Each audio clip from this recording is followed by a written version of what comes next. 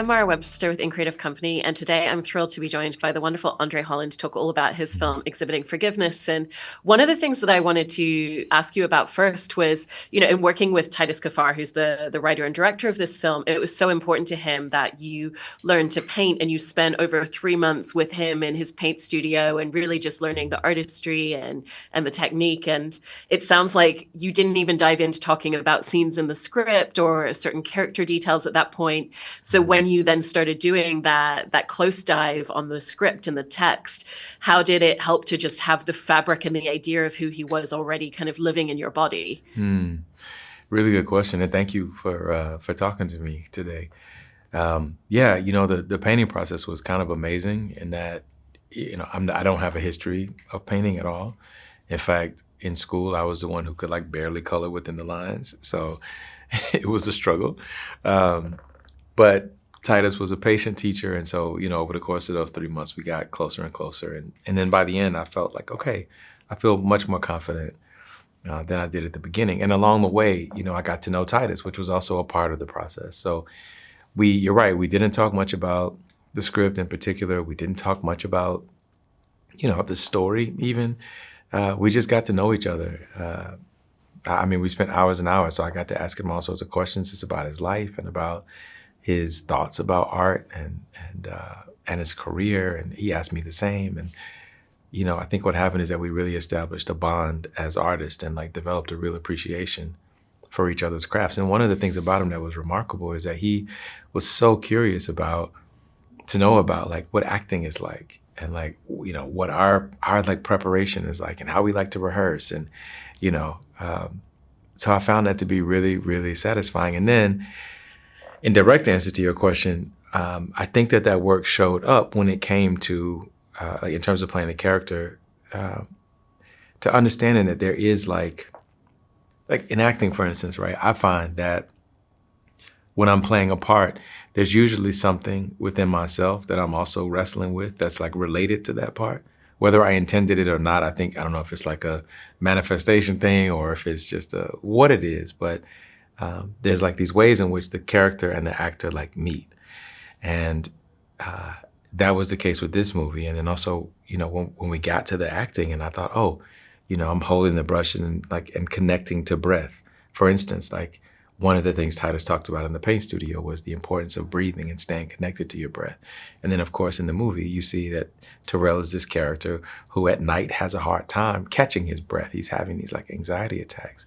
And so that was an interesting sort of collision and allowed me to think about, right, so what is it like to be an artist who relies on their breath, but then can't catch their breath or can't, be in contact with their breath? How do you make art from that place? So, it was just a wonderful experience all around. I love what you're mentioning there in terms of breath, because I hadn't thought about it in that specific of a term for painters, but we also see it in relation to what you were talking about as him being someone who sometimes struggles to catch his breath when he has these anxiety attacks in the night, in his relationship with his son. Because one of the scenes that really struck me was when he's trying to help his son calm down, and he's just sitting there and being put your hand on your chest and breathe slowly. And how did you kind of view that as, these are the tools that I've had to learn and teach myself going through trauma, and so I'm trying to impart these into you so that you don't have that experience in the same way? Yeah, I love that part. I really, really enjoyed that part, because I think it also shows that Terrell is trying his best to be a different kind of father than the father that he had, to do things in a different way. And I really, really appreciated that. And that little kid, Daniel, he's so wonderful. He's so cute, first of all, but he's such a talented young man, and just, so funny and alive. And it was beautiful to get a chance to work with him too. I love that. And Titus is telling the story from such a personal space, but at the same time, certain details aren't specific, or characters are an amalgamation of each other. And what was the gift that it gave you in coming into a project like this and working so closely with him, but him saying, I really want you to interpret this character the same way that you would any other character, and, bring your own ideas and thoughts to the table just as much? Yeah, it was great. It was the best decision I think that he made, or we made. And it was so smart. And he said it from the very beginning. It's this is my story. and you're not playing me. You're playing this character named Terrell. And I was like, great, you know? And, you know, in the way that, like, if you're taking on a classical character, like if you play in Hamlet, for instance, if you find yourself thinking, okay, he's the Prince of Denmark, and there's this long legacy of people who played Hamlet, and I have to be obedient or, you know, reverent to those things and this, that, and the other, it can get really complicated really fast, and you can lose yourself in it. But if you say, okay, this is a person whose father has died and who's grieving that and who's trying to figure out how to move his life forward, you know, then it becomes more accessible to you as an artist. So I'm so glad that Titus gave us that, like, distance between his life and this story to play in. Yeah. I also think there's something so beautiful in watching the partnership that he has with his wife, played wonderfully by André, because, you know, they're both creative people, and you see how they understand that when you're going through something, that art and creating is a way to navigate through it. But there's also that great moment where she's like, you can't just put everything on the canvas. You have to deal with this as well. And so how did you set about finding the moments where you felt like art could really carry him away from the things that he was trying to navigate through, and those moments where that wasn't enough and he also had to kind of process in different ways? Yeah, I think you're right. And Andrew's so wonderful. It's so great to work with her. You're right. It's like sometimes, and I find myself doing this at times, I think that there's like my life and then there's my artistic life, and those two things can be separate. But inevitably, what you're going through in your life ends up showing up in the work in some way. You know what I mean? And that's one of the great gifts about being an artist, is that you have a place where you can put those things and help you metabolize some of those challenges. I think when we meet Terrell in this movie at the beginning, he's not in a place where those two things are connected at all. He's like, I do this, I put my art here, and I construct my family and deal with my family in this space. And as the movie goes on, those two things get closer and closer. And you're right, Andra and Ingenue, you know, the women in his life are the ones, as you know, women often are, who are offering the wisdom to say, hey, you got to really look at this. It's not going to go away. It's just going to follow you home. And thank God for them, because they were absolutely right. It also feels like, you know, I love that you're bringing up his mom and Ingenue's character as well, because it feels like he's someone who, he's not just trying to figure out how to protect himself, but that he's always kind of felt like he has to be a protector for those around. You know, we learned that as a kid, he had to try to protect his mom, but, you know, no kid is able to do that. And now he's kind of trying to protect his wife from ever meeting his dad and his son from experiencing these things. And what was the weight that you kind of felt like the character really carried from not just thinking about himself, but trying to be that person for every single person important to him?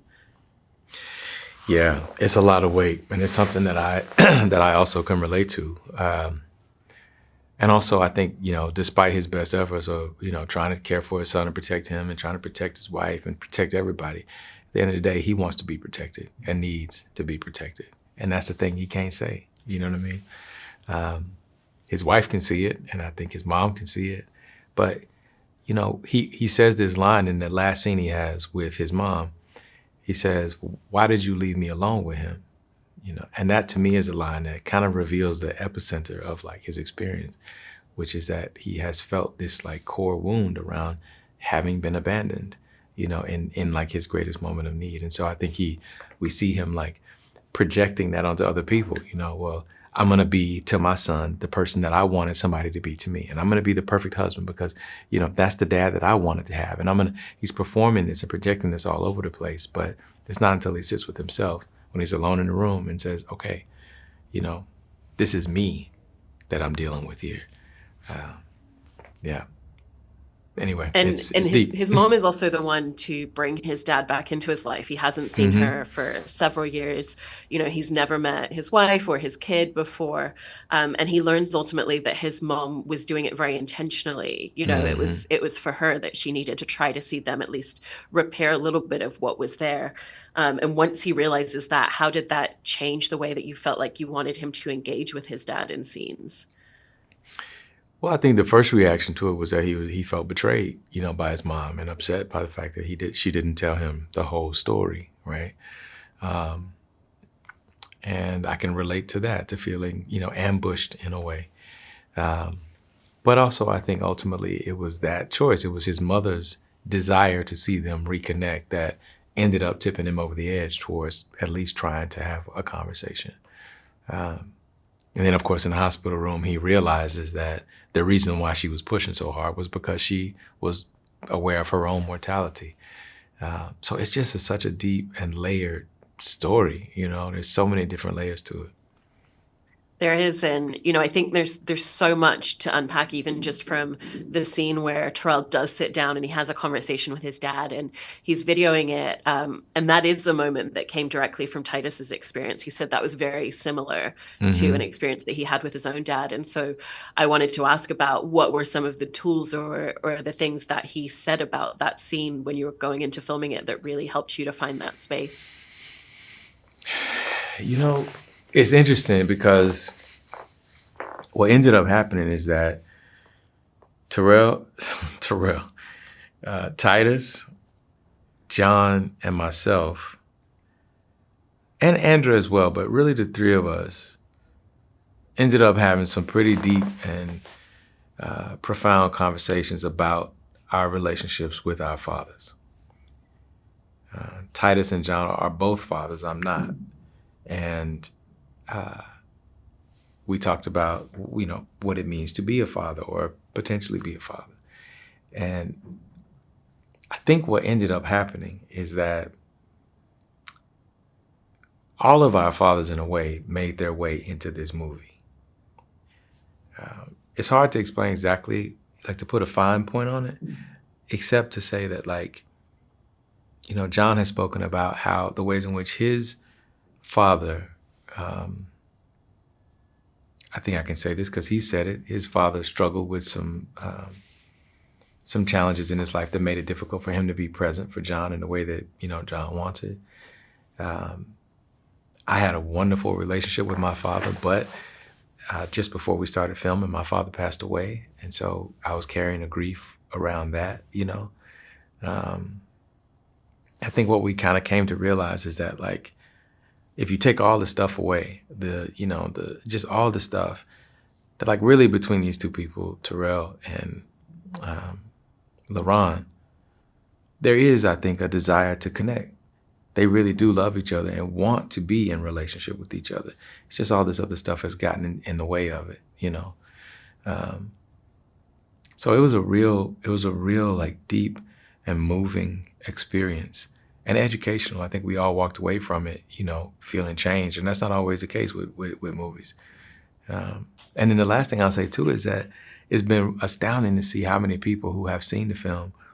I mean, we did a screening in Birmingham, Alabama, my hometown, not too long ago. We had 1,200 people there. Black folks, white folks, young people, older people. I mean, it was a real, diverse group, which was kind of surprising for Alabama, but great, And the number of people who came up to us afterwards saying, man, that was my story. That was my dad up there. I was really shocked and saddened, by how much brokenness there is in families nowadays, particularly between fathers and sons. So I hope that the movie can offer a little bit of healing, or at least an opportunity for people to consider what it might look like to attempt forgiveness, if that feels like the safe thing to do. Absolutely. And I also feel like in that moment in the film, part of why it's so powerful is you see him go from a space of entering this conversation with anger. And even though he's not necessarily in a space to fully forgive his dad at this point in the movie, he starts to at least understand where these actions came from, and that it is this cycle of trauma that existed before him as well, based on how his grandfather raised him. And for you, kind of, how did you feel like that changed things a little bit for Terrell in terms of the path and the journey that he's on at that point, and really trying to understand and reflect on his childhood? Yeah, I think it made a big difference. I think he didn't really know his daddy, and that in and of itself is sad. But once he got to know a little bit about who his dad was, I think it made it much easier for him to understand, where he was coming from, and that he wasn't a villain. He was also a victim, of this same cycle. There's a scene, and this is maybe a slight divergence, but it was something that was on my mind a lot as we were filming, and you reminded me of it now, so I'll share it. But there's a line from the Shakespeare play, Henry VI, where there's this character who comes on stage, and in the script it just says, boy, That's his name, you know. He comes on, this big war is going on, and he's coming on dragging this like bag. You don't know what it is. And he says this speech about, you know, ill blows the wind that profits nobody. And he talks about, wow, this war is crazy. And here I am in the middle of it. And then he says, well, you know, he says, well, you know, this body, you find out that he's dragging a body. He says, you know, well, maybe this body has some money. It may be possessed with some store of crowns, and I that happily take them from him now. You know, so he's going to take the money from the body. Anyway, he pulls back the sheet and he says, oh God, it is my Father's face. And he goes on and he says, forgive me, Father. He says, forgive me, Father. I knew not what I did. And pardon, Father, for I knew not thee. And that line always gets me because it's like, you know, he's in the middle of this war, and unbeknownst to him, he's harmed his very own father, not because he wanted to, but because he never even took the time to pause, right? And even know his father, you know. I know it seems like a bit of a divergence, but it just breaks my heart that so many fathers and sons are out here, and that these sons don't even get a chance to know who their daddies really are. But in this movie, when Terrell gets a chance to hear him say, well, let me tell you what my story is, I think that's part of what made it possible for them to come to some sense of forgiveness and understanding with each other. No, I love that divergence and that detail and kind of what it says about that as well. One of the other things that I wanted to ask you about was the fear that he has anytime that there's anything where he feels like he could become a version of his dad. You know, there's that point where he says, like, sometimes I hear your voice in the back of my head and what you might have said in situations. And I thought that was so powerful because it doesn't even have to be a moment where he rises to anger. It could just be a thought that he has. And how did that kind of like impact and shape elements of Terrell for you, knowing that that's always in his mind? That's such a good question. Thank you for asking that. You know, one thing that comes to mind is, like, there was a scene in the gallery at the very end of the movie where Terrell is there with one of his collectors and and Jamie's character. And the collector is saying things that are, you know, somewhat insensitive, talking about, oh yeah, you know, he's my daughter has this painting over her bedroom, and blah, blah, blah, whatever it is.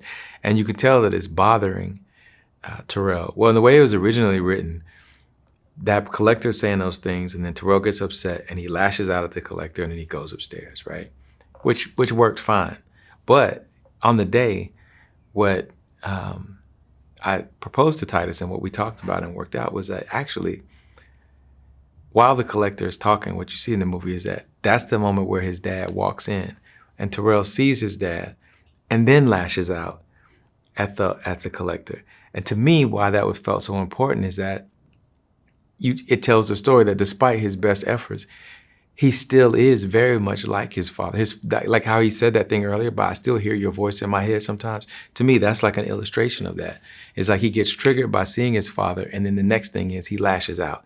That's what his father would have done. And that's what drives him crazy, is that he can't escape him, you know? So it's not that he's an angry person or that his collector, you know, is just an insensitive person. It's that guy's being a little insensitive, and because Terrell is who he is and is triggered by seeing his father who is who he is, that then creates the exact same kind of behavior, you know, that was problematic in the first place. So anyway. Yeah, I mean, I think the film just does such a great job at exploring all of the intricacies and complexities that come with this. So it's been such a pleasure hearing you describe this and talk about this in detail. I really appreciate it, André. I appreciate you. Thank you. Thanks for taking the time to talk to me.